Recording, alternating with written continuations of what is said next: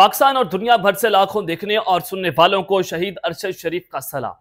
नाज़रीन, आज 23 अक्टूबर 2025 जुमेरात का दिन। कुछ अहम तरीन खबरें पाकिस्तान, अफगानिस्तान और भारत के बॉर्डर से इस वक्त जो सूरत हाल है वो मजीद बिगड़ती हुई दिखाई दे रही है।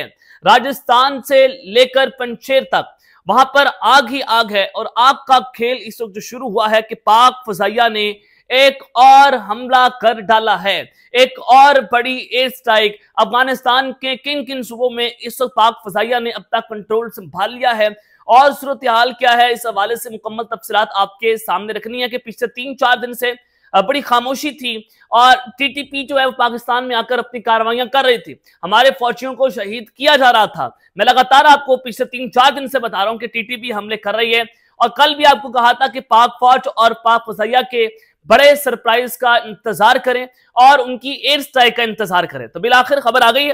खबर क्या आ रही है, किन किन सूबों में ये एयर स्ट्राइक्स हो रही है, तमाम तफसीलात आपके सामने रखनी है कि तालिबान के अहम तरीन ठिकाने तबाह हो गए तालिबान के, और फिर एक अहम तरीन कमांडर, और ये इतना बड़ा कमांडर जिसका आप अंदाजा नहीं लगा सकते, उसको भी फड़का दिया गया। ये कौन सा कमांडर है कि जिसके बाद पूरे के पूरे काबुल जो है वो लरज कर रह गया और तालिबान की सफों के अंदर खलबली मची हुई है। और इंडिया के राजस्थान, पाकिस्तान और भारत का जहां पर बॉर्डर मिलता है वहां पर पुरअसरार धमाकों की इतलात है।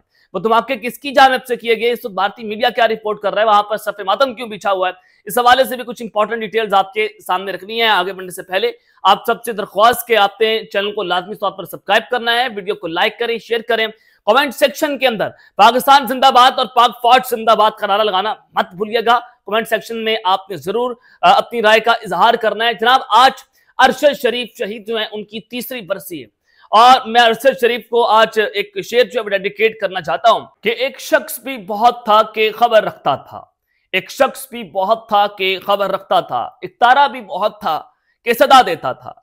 अरशद शरीफ शहीद को आपने देखा कि कीनिया में शहीद कर दिया गया, लेकिन आज आप अंदाजा करें कि अरशद शरीफ को करोड़ों लोग जिस तरह से उनके लिए दुआएं करते हैं, उनके लिए मगफरत की दुआएं करते हैं, उनके साथ खड़े हुए हैं, तो अरशद शरीफ ने एक आवाज तो शायद बंद हो गई जो कि नहीं होनी चाहिए थी। पाकिस्तान की तारीख की, पाकिस्तान की सहाफत की तारीख की सबसे बड़ी और तवाना आवाज, और ऐसा सहाफी शायद मैं आने वाली नस्लों के अंदर भी ना देख सकूं जो हम अरशद शरीफ को देख रहे थे। और उन्होंने पाकिस्तान के लिए एक मिसाल कायम की कि मियाँ बीवी, बच्चे, बाप, माँ, उनसे बड़ा पाकिस्तान है, पाकिस्तान से बड़ा कोई नहीं है। और अपनी सरजमीन के लिए उन्होंने अपनी जान की बाजी जरूर दे दी, लेकिन उन्होंने अपने जमीन का सौदा नहीं किया, उन्होंने अपने मुल्क का सौदा नहीं किया और दायरे गैर में उनको बदतरीन तशद्दुद करके शहीद कर दिया गया। और आज तक अरशद शरीफ के कातिल जो हैं वो सामने नहीं आ सके। ये पाकिस्तान के लिए एक जो है वो बड़ी अफसोसनाक है। खैर, आगे बढ़ते हैं जनाब। कुछ इंपॉर्टेंट खबरें जो अफगानिस्तान से और भारत से लेकर आपकी खदमत में हाजिर हुआ हूं। जनाब, पाक फजाइया की जानिब से एक और बड़ी एयर स्ट्राइक्स की खबरें आ रही हैं अफगानिस्तान में। वो खबरें क्या हैं कि जिसमें अफगान तालिबान के अहम तरीन ठिकाने तबाह हुए हैं और एक अहम तरीन कमांडर उसको भी फड़का दिया गया है। सबसे पहले तो आप ये सुने कि जनाब लकी मरवत में सिक्योरिटी फोर्सेस ने एक इंटेलिजेंस बेस्ड ऑपरेशन शुरू किया है और लकी मरवत में जो है वो आईईडी एक धमाका हुआ जिसमें एक जो है वो धमाके के बाद आपने देखा कि उसके बाद पाक फौज और फजाइया, हमारी जो सिक्योरिटी फोर्सेस हैं, उन्होंने अपना ऑपरेशन लॉन्च किया और उस पर 6 दहशतगर्द जो हैं उनको फड़का दिया गया और 4 जख्मी हुए हैं जिनको जख्मी हालत में पकड़ा गया है।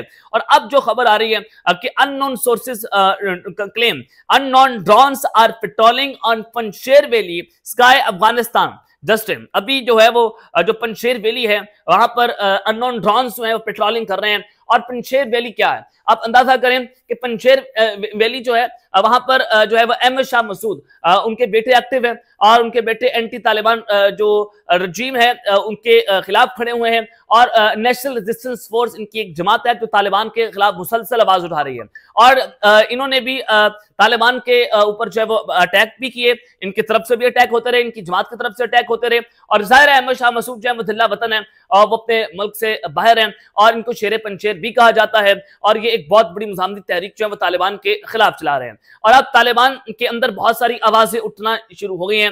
एक जो है वो इनकी जमात है, उसके अलावा मजीद 2-3 और जमातें हैं जो उनके खिलाफ आवाज उठा रही हैं। हक्कानी नेटवर्क जो है वो तालिबान के अंदर से टूट गया और वो भी उनके खिलाफ आवाज उठना शुरू हुई। तो हुसैन हक्कानी जो हक्कानी नेटवर्क है उनके लोगों को जो है वो अब हाउस अरेस्ट करना शुरू कर दिया है। तो अब पंजशेर के अंदर जो है वो ये खबर आ रही है कि अननोन ड्रोन्स पेट्रोलिंग कर रहे हैं। तो इसका मतलब यह है कि कुछ बड़ा होने जा रहा है अफगानिस्तान से, क्योंकि टीटीपी जो है वो अभी भी हमले करने से बाज नहीं आ रही। हमारे फौजियों को शहीद किया जा रहा है, हमारे फौजियों के ऊपर जो है वो अटैक्स किए जा रहे हैं। लकी मरवत हो, केपीके के इलाके हो, उसके अलावा साउथ वजीरिस्तान हो, वहां पर भी सूरत हाल इस वक्त बहुत ही खतरनाक बनती हुई दिखाई दे रही है। अब साउथ वजीरिस्तान में आपने देखा कि वहां पर भी कल 6 जो लोग हैं जो गाड़ी में सवार थे उनको जिंदा जलाया गया था, टीटीपी के दहशतगर्दों की जानिब से जलाया गया था।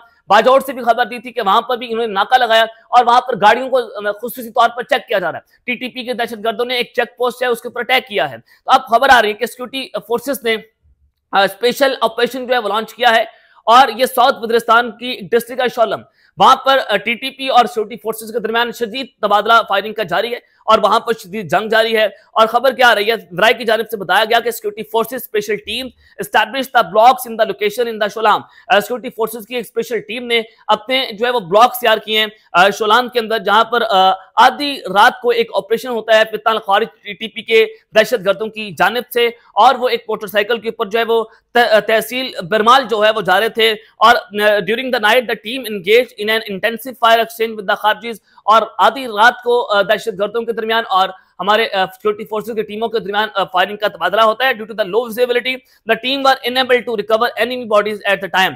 जाहिर है वहां पर उस वक्त देखने के लिए जो विजिबिलिटी थी वो लो थी, तो दहशतगर्द जो है उनको फड़का दिया गया, लेकिन उनकी जो डेड बॉडीज है वो अभी तक रिकवर नहीं हो पाई हैं। This morning security forces personnel located multiple blood stains scattered across the ambush site, a clear indication of heavy enemy casualties during last night's encounter।